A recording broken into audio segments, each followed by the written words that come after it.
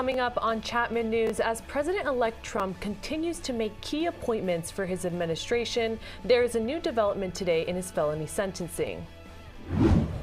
Also, we'll take a look at overworked athletes. As the pressure to perform increases, how those at the top of their game are becoming more susceptible to injuries. I'm Jessica McCrory reporting live from Lido Village Books here in Newport Beach to celebrate National Young Readers Day. More on that, plus your weather and sports, coming up on Chapman News. From Dodge College of Film and Media Arts, this is Chapman News. Good afternoon and welcome back to Chapman News. I'm Angela Hara. And I'm Reese Velez. 1 week after Election Day, the battle for Orange County's 45th and 47th congressional districts, they remain tight. Republican incumbent Michelle Steele is slightly ahead of Democratic challenger Derek Tran, holding 50.7% of the vote compared to Tran's 49.3%, with just over 3,000 votes separating the two. Ballots are still being counted, and Tran gained some ground with votes coming in from the Los Angeles County portion of the district. In the 47th congressional district, the race between Democrat Dave Min and Republican Scott Baugh is even tighter, with Min leading with 50.5% to Baugh's 49.5%. Just over 3,000 votes separate the candidates as they compete for the seat vacated by Representative Katie Porter. The Orange County Registrar of Voters said late last week that it still had over 323,000 ballots left to count. Last week, Donald Trump became the president-elect of the United States. Our Stephen Hogenkamp had the opportunity to sit down with college-age voters and talk about their reaction after this consequential election. Thank you very much. Wow. This was one of the most hotly contested elections in our history and was predicted to be one of the closest elections since 2000.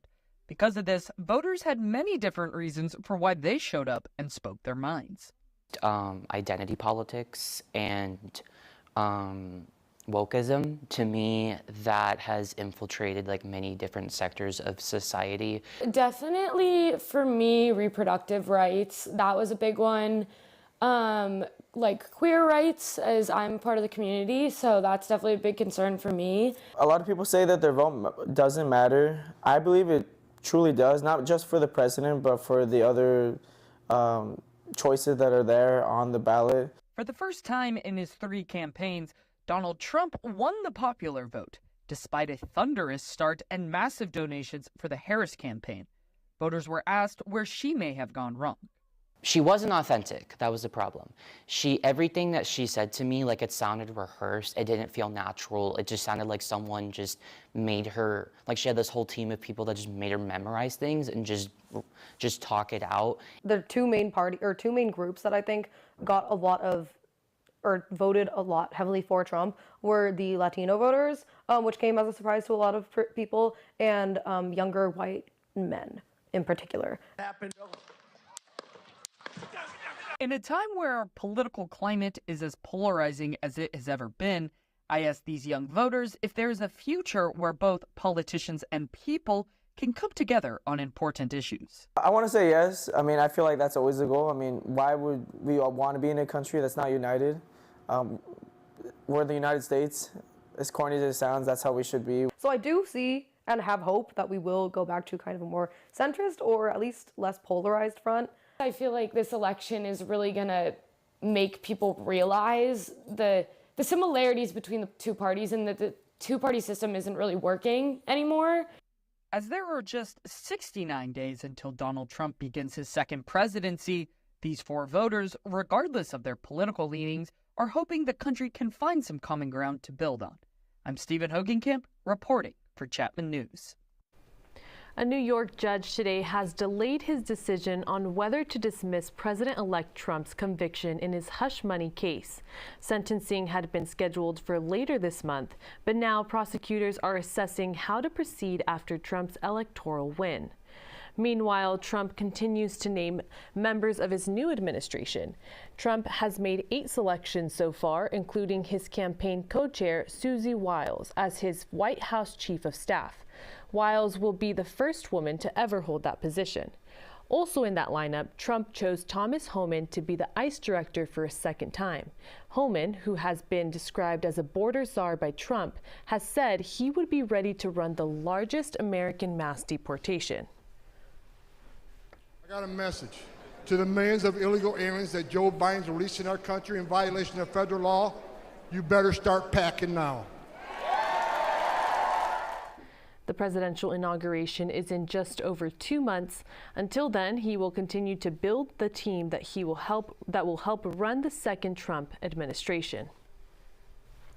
With the balance of power solidified, the Republican Party will gain control of the U.S. Senate with a 53 to 47 seat majority. 3 candidates are in line to succeed Mitch McConnell as the GOP's leader in the lower chamber, with an internal vote expected tomorrow. Those candidates are Senate Minority Whip John Thune of South Dakota, John Cornyn of Texas, and Rick Scott of Florida. Thune is the current Minority Whip and is viewed as the most likely choice to succeed McConnell. John Cornyn has served in the chamber since 2002 and has served as the Majority Whip under McConnell from 2013 to 2019. Senator Scott has positioned himself as a strong ally for Trump and has received endorsements from key MAGA movement figures like Elon Musk and Tucker Carlson. The winner will assume the majority leadership position when the 119th Congress convenes in January. President-elect Trump has not endorsed a candidate yet. Tomorrow's vote will be by secret ballot. Here in Orange County, the cities of Rancho Santa Margarita and La Palma are facing backlash for not live streaming their city council meetings, which critics say limits access for residents.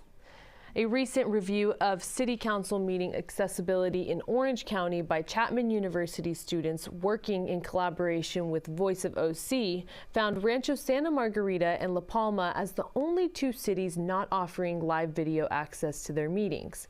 Under California's Brown Act, cities are required to make meetings open to the public, but they aren't legally required to live stream or record them.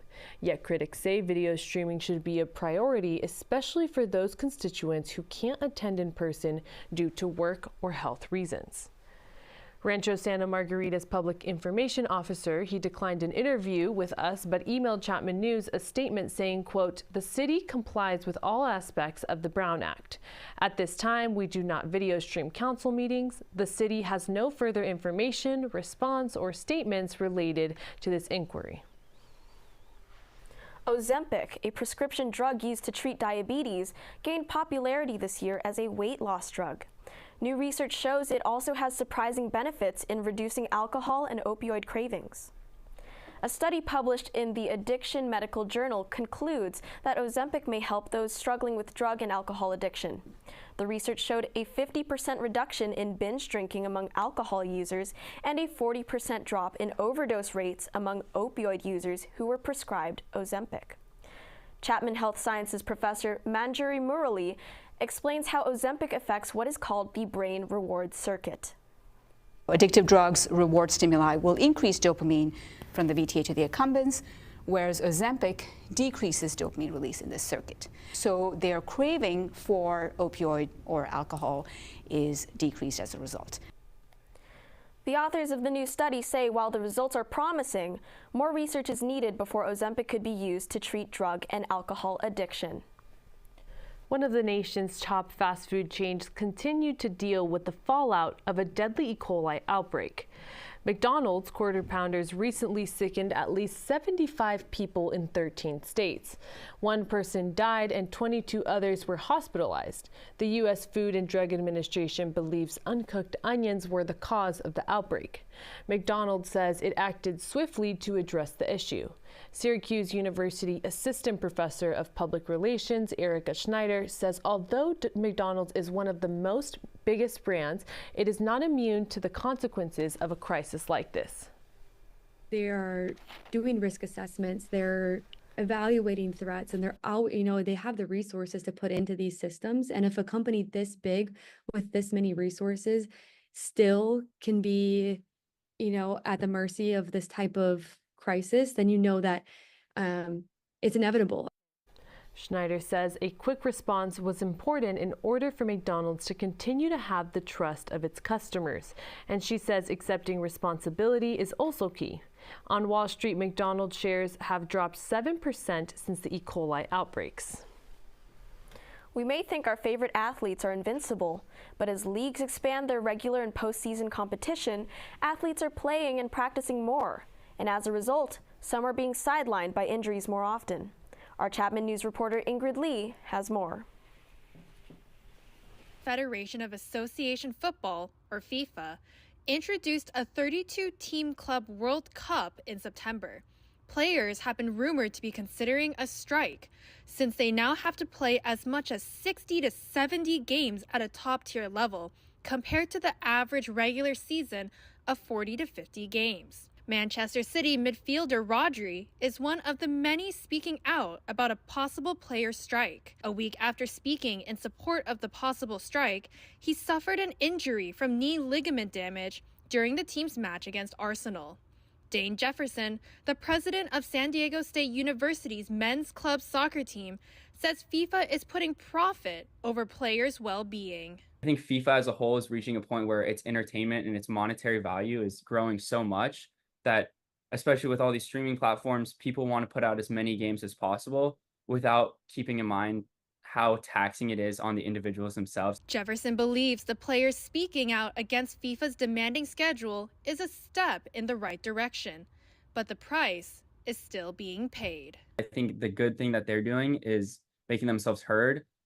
And unfortunately, I think it was a statement injury that Rodri, the face of of football as a whole right now, and then also the face of talking about playing too many games and getting injured right after that, I think says a lot. And it was unfortunate that he had to bear the burden of that. Dr. Pablo Costa, a kinesiology professor at Cal State Fullerton, believes recovery to be just as important as training and competition. If you are, training very often and a lot, not getting enough time to recover, that seems to be also when you start seeing more and more injuries when people are just overtraining, training a lot, very high intensity all the time, high volume, high intensity, high everything. So that's when you start seeing that injury risk will start increasing as well. At San Diego State, Jefferson emphasizes the importance of injury prevention for himself and his teammates. But he says players are still subject to setbacks. Once a week we do lifting, and that's a lot of it is focusing on injury prevention because you're playing so much. And we're at the point where injuries now are becoming really serious. And I think that's kind of the biggest thing is injuries are no longer just knocks that take you out when you're like a kid. Instead of bruises, it's tears and things like that. It's a tough balance to strike. Athletes pushing themselves to give it their all in competition while also protecting themselves from injury. But in the end, player advocates say they have to prioritize the athlete's well-being. I'm Ingrid Lee, reporting for Chapman News. Today is National Young Readers Day. Chapman News reporter Jessica McCrory is at a local bookstore here in Orange County to tell us about the importance of reading from a young age. Jessica? Thanks, Angela and Reese. I'm at Lido Village Books, an independent bookstore here in Newport Beach. The bookstore has been part of the Lido Marina Village for over 40 years, and Michelle Pierce, the owner, says that they're known for their children's section. The children's section in this store has open-facing books where all the book covers are facing forward, so encouraging kids to grab them off the shelf. I also had the opportunity to talk with Michelle to get her insights on why it is essential that kids start reading from a young age.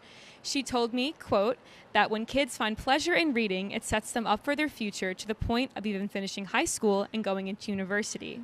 And to help combat this, Michelle's store hosts fun events for kids every month, which you can find on their Instagram at Lido Bookstore. And you can also come and enjoy their fun reading time, writing time, and story time for kids and their parents. Michelle says that she encourages kids to read because it is important for their mental health and could later help them ease with anxiety. Even if you are not a young reader today, you can celebrate National Young Readers Day, which was created for Americans to help find the importance of literacy when reading to their kids. You can celebrate today by reading to your young kids, and if you don't have any, you can still celebrate by sitting down with your favorite book or coming to a local bookstore like this one. I'm Jessica McCrory, reporting live from Lido in Newport Beach. Back to you, Angela and Reese. Thank you so much, Jessica. What a cute story. Coming up, actor Ryan Hill joins us live in studio. We'll hear from Hill about his career and his latest role in an upcoming film about an iconic American musical family.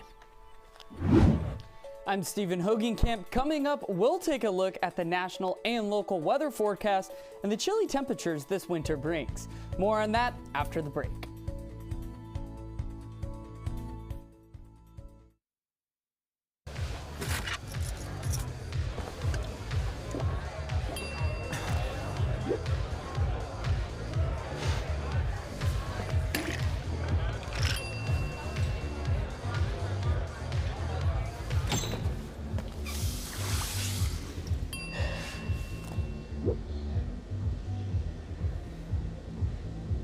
If you need to do something to feel okay to drive, you're not okay to drive. Don't drive buzzed.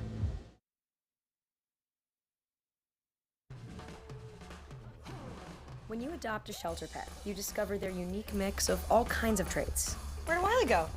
Where's Wiley?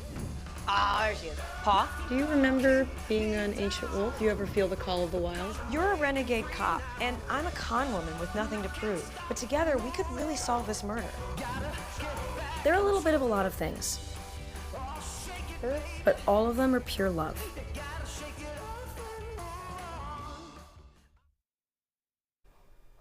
The world's largest women's surf competition, the Supergirl Surf Pro, was held in September in Oceanside. The winner, 15-year-old Eden Walla from San Clemente, is the youngest champion to win the competition. Now, I sat down with Eden to find out just what it takes to be a Supergirl champ.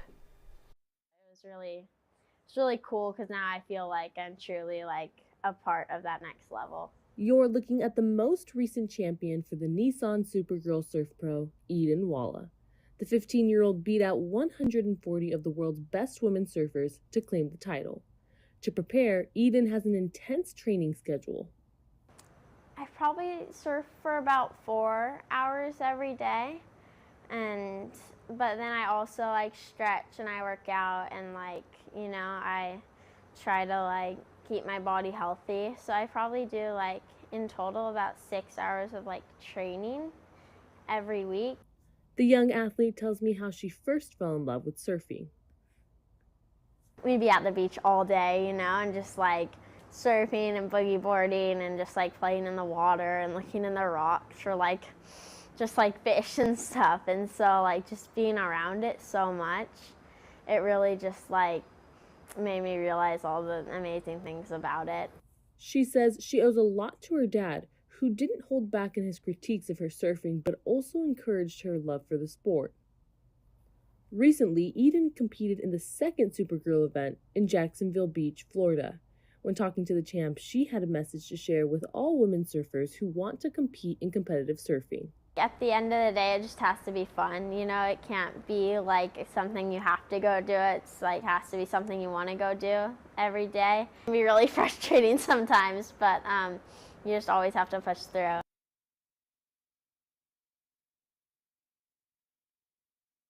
The Irvine City Council has backed out of a proposal to buy land for the city's first homeless shelter. In a recent 3-2 vote, City Council members voted to cancel the $20 million purchase of 2 properties. The vote came just minutes before the deal would have been finalized. The city forfeited a $1 million deposit on the properties. Residents living near the proposed shelter site complained the city had not sought their input in making the original deal. Why was the public not involved in such major transactions and decisions regarding the future of our city? We need transparency and accountability. According to the 2024 Point in Time survey, the homeless population in Orange County is growing. And according to city officials, there are roughly 470 people living in homelessness or receiving homeless services in Irvine.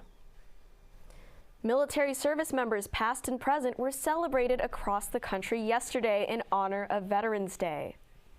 Chapman University's Veterans Club is hosting events for all of Orange County's veterans throughout this week. Its first event, the Field of Valor, took place yesterday in Orange. The Veterans Club set up 1,000 American flags, with each dedicated to a different veteran. I get emotional in here. I really do. You know,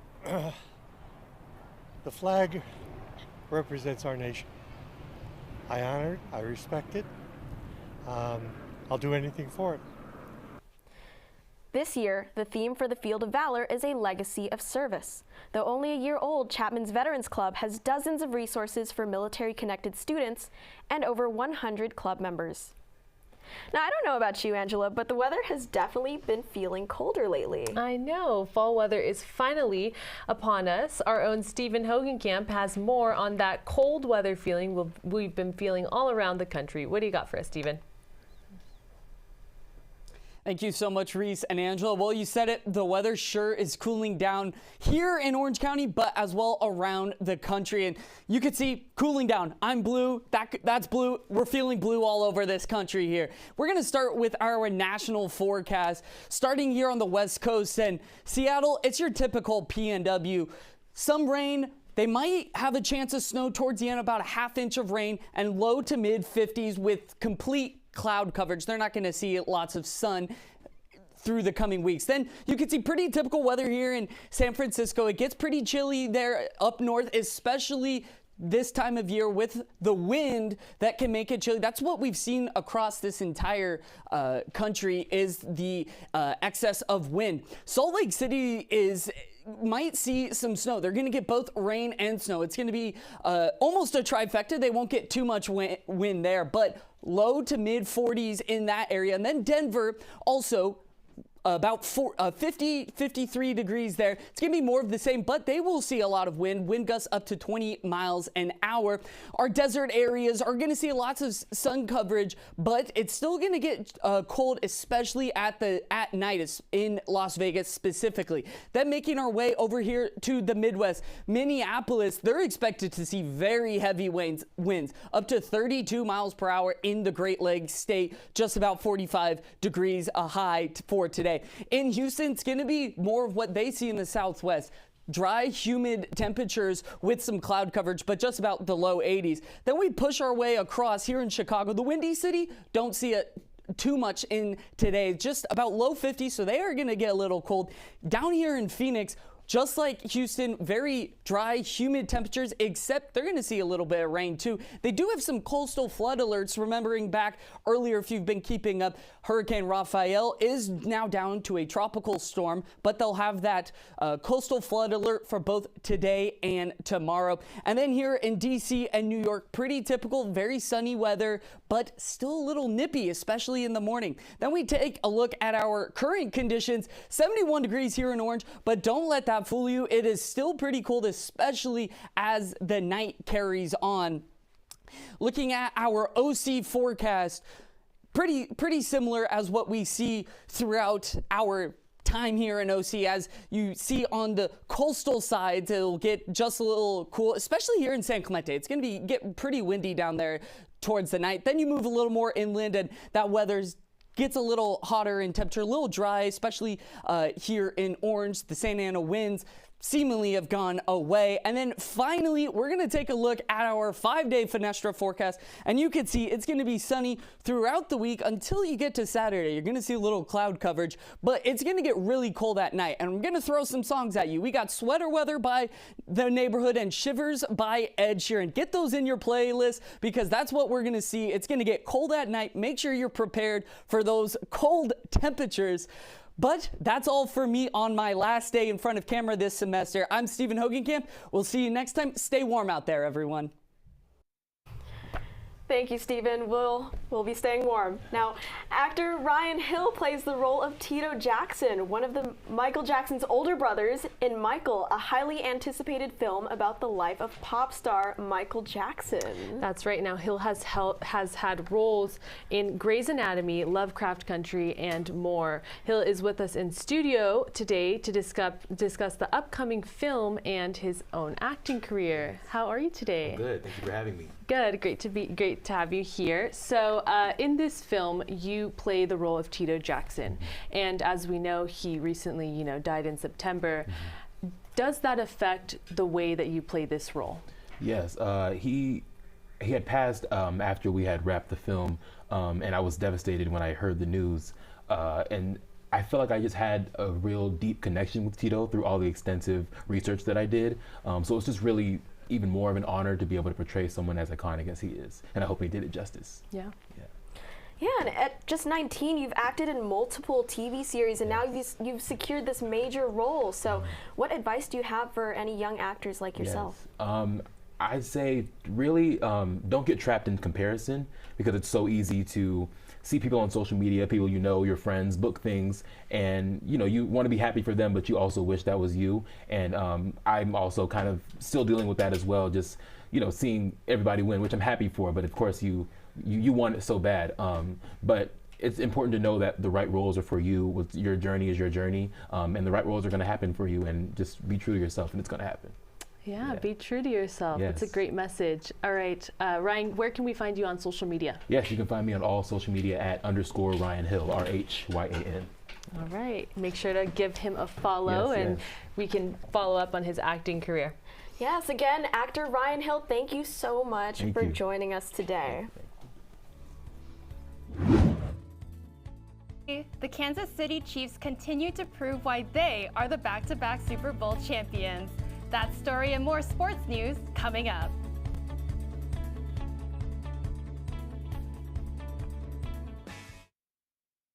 We're Chapman News, and welcome to our newsroom. Our team includes over 20 multimedia journalists who take on every role. From on camera in the studio to behind the camera in the control room. We are here to inform you. We're storytellers. We're dedicated to providing you with the news that matters most here in Orange County. Got a story for us? We would love to hear from you. At the center of it all, this is Chapman News.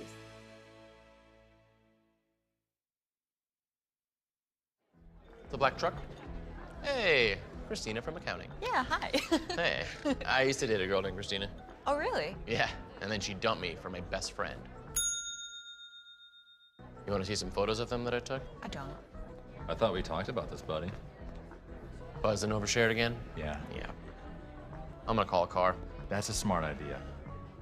So yeah, I know, that's why I did it. Hey, you're gonna get back to the top of the mountain. Does that mean I'm gonna get back with Christina? No. Oh. No. Welcome back. Apple has launched its much anticipated personal intelligence system. The newest software updates include the first wave of Apple Intelligence, which includes AI writing tools and notification summaries. The updates are just the first of many that Apple plans over the next coming months. The tech company will be testing and releasing more AI features before a full release next year.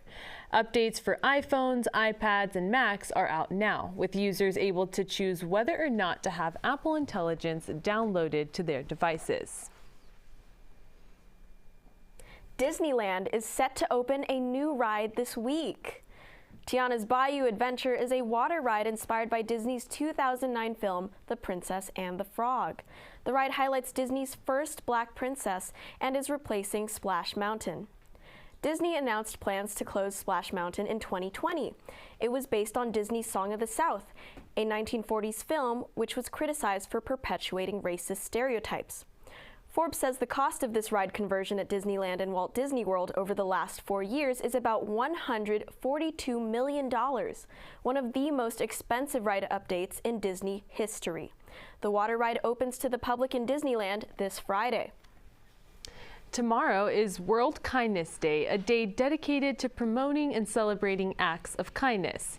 There are so many ways that you can participate. You can spread positivity by giving a stranger a compliment, volunteering at a local charity, donating to a food drive, or through a random act of kindness. Let's continue to foster a global culture of compassion. For more ideas on how you can make a difference, visit convoyofhope.com, and please remember to be kind to yourself and, of course, to others. Well, Reese, what a weekend of football we had. This past weekend gave many fans reasons to be proud of their teams. That's right. Our sports reporter Ingrid Lee has the latest. Ingrid? Thanks, Reese and Angela. Welcome back to the Panther Sports Roundup, where we've got all the latest in the world of sports. The 2024 Super Bowl champions are living up to their reputation. The Kansas City Chiefs continued their perfect record with a 16-14 win over the Denver Broncos Sunday night. The Chiefs entered the fourth quarter behind 14-13, but took the lead after a 20-yard field goal.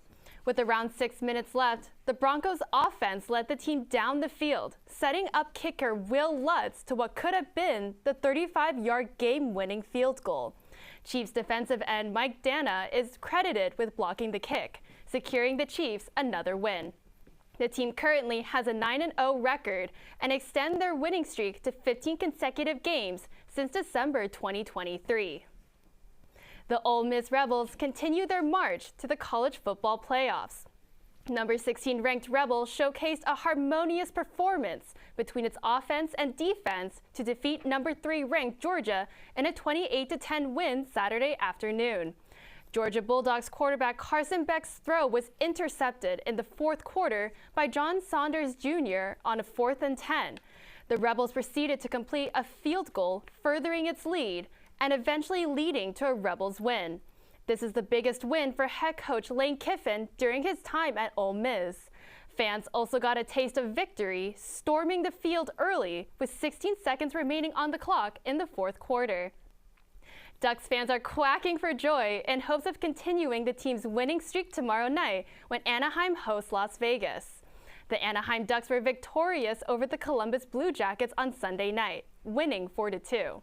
This win ends the Ducks' 4-game losing streak. This game also marked John Gibson's season debut after his emergency appendectomy in September.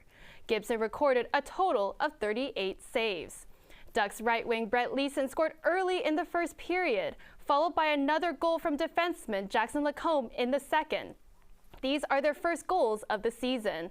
Centers Leo Carlson and Isaac Lundenstrom also scored to secure the Ducks' win.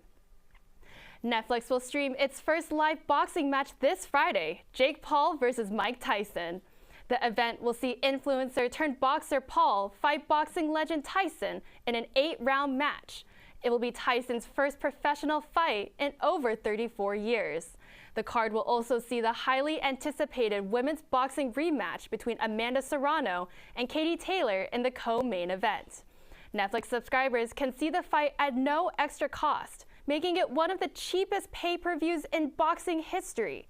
Netflix is said to be considering streaming more combat events in the future, with the goal of rivaling companies such as DAZN and ESPN's Top Rank. This Friday's event will start at 5 p.m. Pacific time from the AT&T Stadium in Arlington, Texas. That is all for the Panther Sports Roundup. I'm Ingrid Lee, and we'll see you next week for more sports. All the latest in the world of entertainment coming up after the break.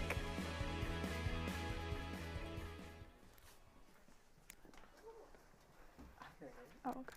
You are in the middle of a game. Adrenaline coursing through your body. And you are calling the shots.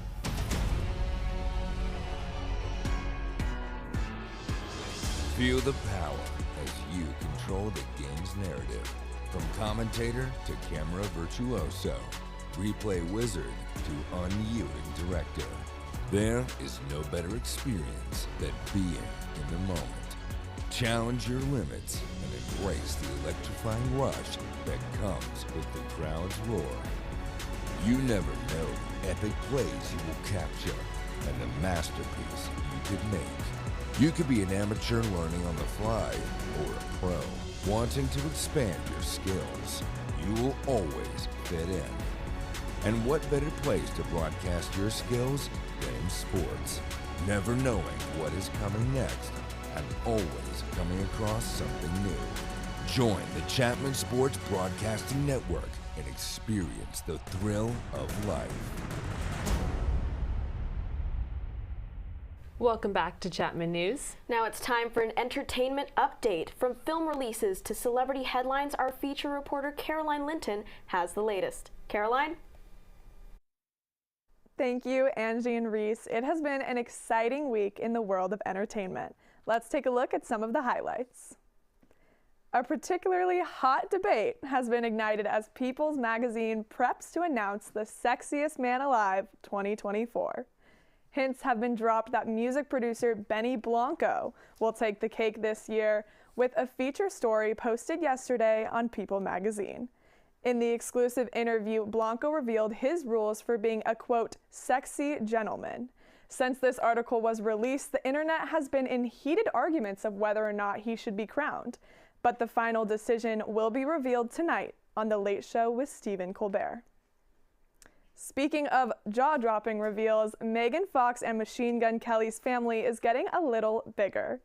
The couple announced Fox's pregnancy Monday on Instagram. This news comes as a huge celebration for the couple after pregnancy loss in the past. Fox has 3 kids of her own with ex-husband Beverly Hills 90210 star Brian Austin Green. Machine Gun Kelly also has a daughter that he shares with his ex. Lastly, this wouldn't be a proper entertainment rundown if we didn't check in on the red carpet, a magical time this past weekend. The movie Wicked premiered Saturday night in LA, and a nostalgic reunion occurred on the red carpet. The original Broadway duo Idina Menzel and Kristen Chenoweth met up with Ariana Grande and Cynthia Erivo, the stars of the movie adaptation. Many celebrities pulled up in glitz and glam to view the film that will be hitting theaters on November 22nd. That's all for this week's entertainment highlights. I'll be live in the field next week, so for the last time in studio, I'm Caroline Linton. Back to you, Angie and Reese.